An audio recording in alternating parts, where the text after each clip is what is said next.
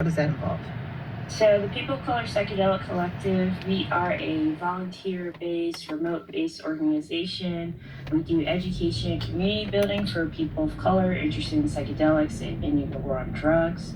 In the past, we've held conferences, retreats. We've been doing a lot of online programming. And in my role, I do a lot of public speaking. Recently, I was named a Soros Justice Fellow. And so my project I'm working on now is building a coalition of aligned organizations who want to shape the future of psychedelics. So, in recent years, psychedelics have really emerged for a lot of people as an alternative treatment for a number of mental health issues. I don't like And to in use years the word before new that, people who treatment knew what they were because doing. this has been something that indigenous communities have been using for hundreds and hundreds of years. There you go, and But hippies in for terms decades. of kind of mainstream American culture in the last few years, what is the connection between psychedelics and mental health treatment?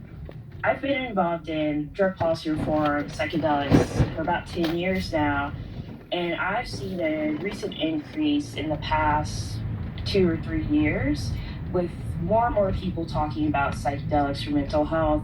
And I think that's because a lot of people feel like they are out of options, or the options that they do have aren't within reach.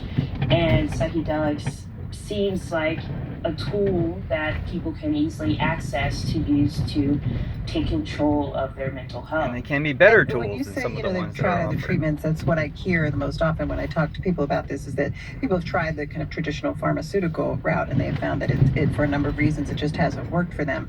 So Or when it we're gives you talking about tardive dyskinesia. psychedelics, what specific substances They'll are give we you talking another about, pill and for how that. are people using them therapeutically? Psychedelics refers to a class of drugs like psilocybin mushrooms, LSD, ayahuasca, peyote. There's so many out there, some synthetic, some derived from plants or fungi.